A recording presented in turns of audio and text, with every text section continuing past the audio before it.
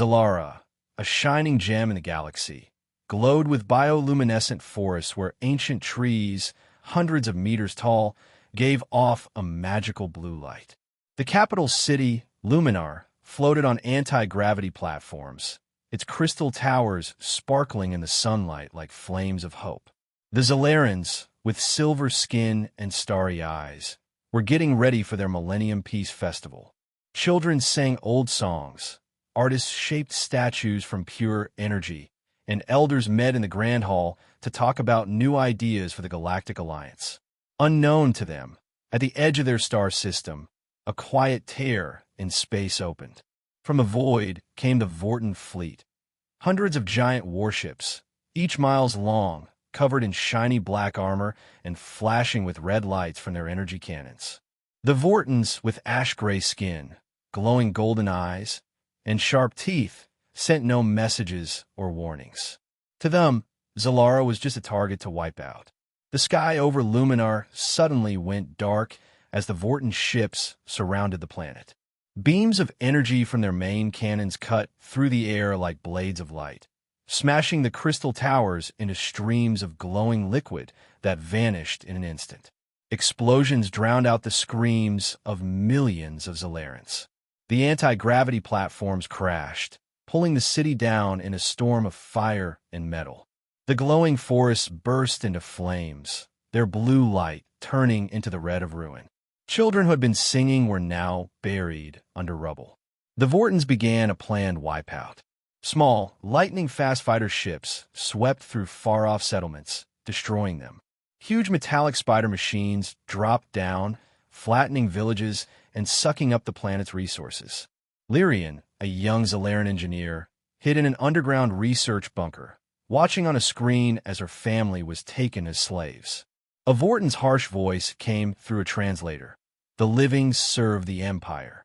The rebellious are erased. Lyrian recorded her mother's last moments, her silver eyes fading in despair. Zalara's ceremonial army, with old weapons, was crushed in seconds. Communication satellites broke apart, cutting off any hope of calling for help.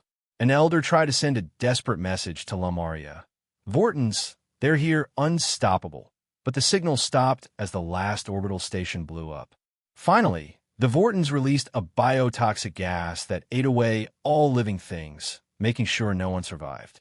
Zalara, once a wonder of nature and technology, was now a dead wasteland, smoking craters, dry rivers, and ruins faintly glowing under fading starlight. Commander Karath of the Vortens stood on his ship's bridge, his golden eyes scanning the destruction. Zalara is gone. On to the next target, he ordered, his voice icy. The once lively planet was now a silent grave, a warning carved into the galaxy. On Lamaria, the Alliance Council picked up a faint signal from the only Zalaran rescue ship left.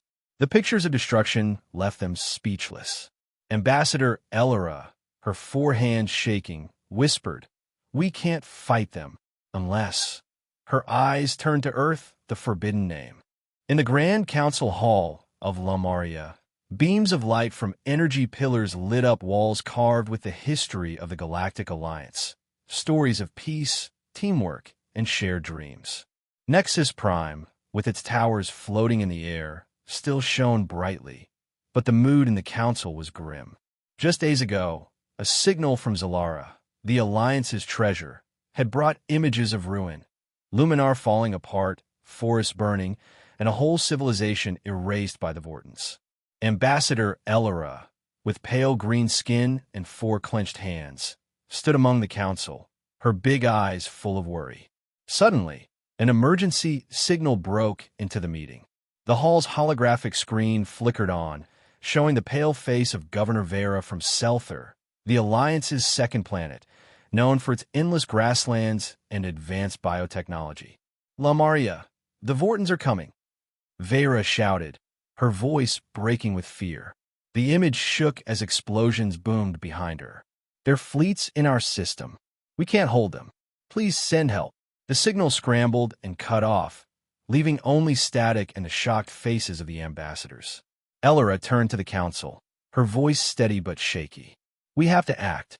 Selther can't end up like Zalara. Ambassador Thrime, speaking for the Clavari, argued, our ceremonial fleet can't match the Vortons. We need time to talk peace. But Elora shook her head. Thrime, the Vortons don't talk. We saw what happened to Zalara. Though split, the Council agreed to send their fleet, a choice filled with slim hope and heavy fear. Lemuria's fleet, slim, silver ships built more for show than war, left Nexus Prime in quiet dignity. Commander Silas, an experienced Lamari, stood on the bridge of the flagship Etheris, looking towards Selther. We can't let another planet fall to the Vortons, he told his crew, his voice low but firm. The ships sped through space, carrying the Alliance's promise to protect. But the Vortons were ready. At the edge of the Selther system, they had set a trap. As the Lemurian fleet arrived, dozens of Vorton warships, huge black steel beasts with glowing red cannons, burst out from the shadows of an asteroid belt. Without warning, energy beams ripped through space, slicing the silver ships apart like knives through silk. The Etheris shook as its shields broke. Spread out, Silas yelled, but it was too late. A massive Vorton ship fired a blazing plasma orb at the Etheris. In his last moment, Silas sent a message to Lamaria. We're ambushed. Vortons, too strong. The signal died as the Etheris exploded in a fireball, taking thousands of lives with it. On Selther, things got even worse. With no fleet to shield them, the planet fell into chaos. Bioorganic cities, grown from living plants, burned under Vorton fire. The Seltheri, thin beings who talked through biowaves, tried to run, but the Vorton's metal spiders swept across the grasslands, crushing everything. Governor Vera, from a bunker, watched her people being enslaved or killed. A Vorton stepped in, its golden eyes cold. Selther belongs to the Empire. It growled before toxic gas flooded the bunker, ending all fight. Back on Lamaria, the final signal from the Etheris rang through the Grand Council Hall like a stab. Elloris sank into her seat, her 4 hands covering her face. We've lost Silas, the fleet. Selther, she whispered. The council sat in silence, broken only by a young ambassador's sobs. Thrime, his voice trembling, said, we can't keep going like this. The Vortons will hit us next. We need a way out, no matter the cost. Another ambassador, Kaylee's, whispered the forbidden name, Earth. Elora looked up, her big eyes flashing with fear and resolve. Humans, the Alliance banned them for being warlike. But if anyone can face the Vortons, it's them. Thrime objected. Bringing in humans is like freeing a wild animal. We don't know what they'll do. But Elora stood, her voice sharp. We've lost Zalara. We've lost Selther. If we do nothing, Lemuria's next. Humans are our only shot. The council argued hard, but the images of Zalara and Selther haunted every choice. Finally, by a majority vote, Elora was allowed to contact Earth. In a dim room, she stood before an old communication device once used to watch humans from afar. Her 4 hands shook as she turned it on, sending a short, desperate message. Earth, this is Lamaria. The Galactic Alliance begs for your help. The Vortons are destroying us. Only you can stop them. The signal shot into the void, carrying the last hope of a breaking galaxy. The Aegis Orbital Defense Station, a steel fortress circling Earth, glowed with light from countless screens. In the command center, Colonel Elena Voss, with short silver hair and sharp eyes, watched the space sensors. After decades alone, humanity had built a thick defense web, always ready for unknown dangers. The room was tense, filled only with the sound of typing and steady officer reports. Then, a strange signal broke the quiet. Unidentified object at the solar system's edge. Lieutenant Malik yelled from the radar station. The main screen showed a small object moving fast, unlike any human ship. Alarms screamed, red lights flashing across the room. All units on high alert.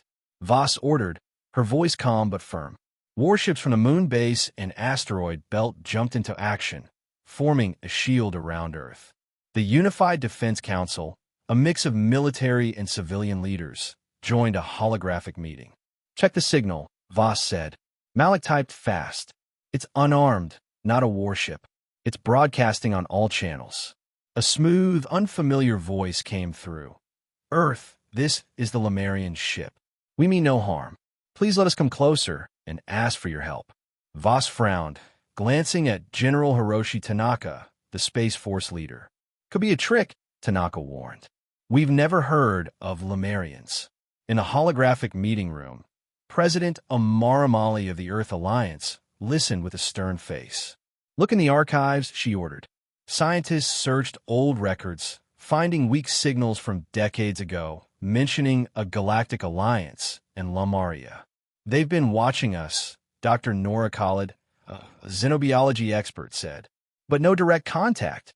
Molly nodded. Let the ship approach, but keep the fleet ready. If it's a trap, they won't reach the ground. 6 Earth warships, cannons charged, guided the Lemurian ship. A slim, silver-glowing craft, less than 200 meters long, to the Aegis station. As the airlock opened, humans met aliens for the first time. Ambassador Elora of Lemuria stepped out, nearly 7 feet tall, with pale green skin, for graceful arms and big eyes that blinked slowly, taking everything in. Behind her were 2 unarmed Lemuri guards, standing alert. I'm Elora, from the Galactic Alliance, she said through a translator, her voice tired but formal. We come in desperation. In the Aegis meeting room, surrounded by Earth's special forces, Elora turned on a holographic galaxy map. Our alliance of 11 planets has kept peace for thousands of years, she began, her voice shaking a little. The display shifted to Zalara, Luminar collapsing, forests burning. The Vortons wiped out Zalara. Then Selther, grasslands on fire, people enslaved. And Selther, along with our rescue fleet, was destroyed. The Earth Council sat quiet, the only sound a young officer's quick breath. The Vortons don't take over, Elora went on, her 4 hands clenched. They destroy or enslave. We have no real army.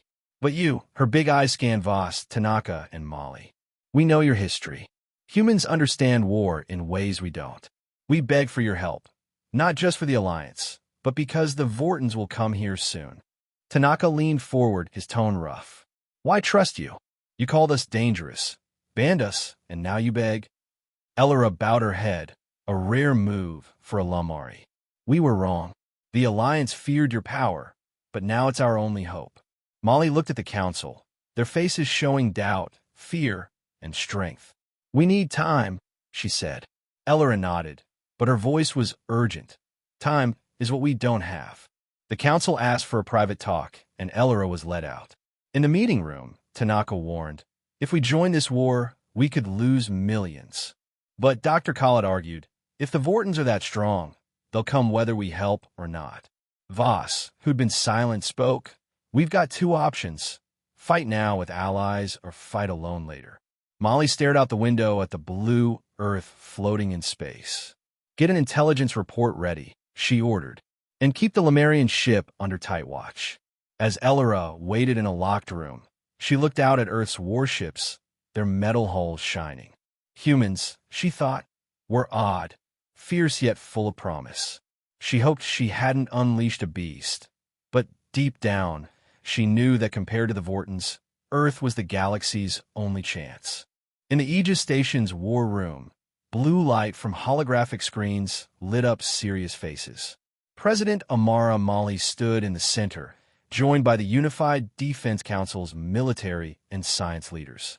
Colonel Elena Voss, General Hiroshi Tanaka, Dr. Nora Khalid, and Ambassador Elora of Lemuria sat around a metal table, a spinning galaxy map floating above. The air was thick but buzzing with resolve.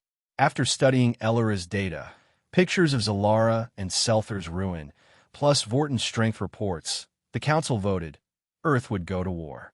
But winning needed a plan that was smart and brutal. The Vortons are tough, but not unbeatable, Voss started, pointing at the holographic map. She zoomed in on a spot at the galaxy's edge, where Vorton Prime, the heart of the Vorton Empire, hid in a dusty star system. Elora's info shows they depend on central command and supply lines. Cut those and they fall. Elora, Her 4 hands gripped tight, looked at Voss with awe and concern. "Humans, you plan so fast?" she asked. Tanaka gave a cold smile. "Ambassador, we've prepped for war, even in peace." Dr. Khalid, holding a tablet of data, went on. "Their fleet has big firepower, but moves slow. Their ships are made to overpower, not dodge. We can use that." She showed a 3D model of a Vorten warship, pointing out weak spots, exposed rear engines, and a central command system on the mothership. "Hit the mothership hard, and their whole fleet's thrown off," Khalid said. Elora shook her head, her voice shaky. "But you'll face hundreds of ships." The Lemurian fleet was crushed by a fraction of that. Molly raised a hand for quiet. "We don't fight like Lamaria. Humans don't wait or defend. We strike." She turned to Voss. "What's your plan?" Voss stood, her voice cutting like a knife. "Operation Broken Blade. A 3-step plan to take out the Vortens with low losses and big impact." Voss pointed to a star system near Vorten Prime. "We'll send stealth recon ships, Phantom class, to map the Vorten fleet, find a mothership, and track supply routes. At the same time, a small team will hit Vorten outposts on the galaxy's edge, making them spread thin." Tanaka nodded, adding, "The recon ships have to be invisible. Our stealth tech's proven in the asteroid belt. The Vortens won't spot them." Elora, eyes wide, cut in, "But the outposts have civilians." "Casualties." Voss met her gaze, unflinching. "We'll aim for military targets. Civilians get out if they can, but Ambassador, war has a price."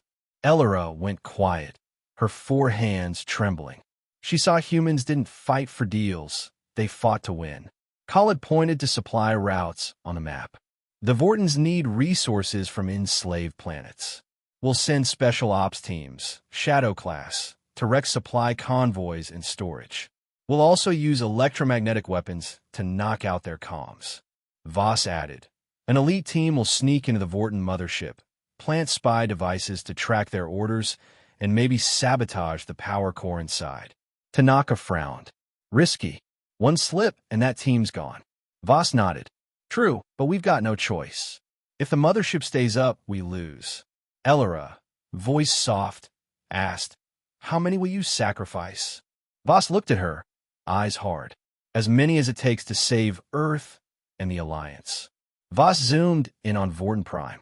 "Once the Vorten fleet's a mess, we'll send our main fleet, Defiant class, for a full attack.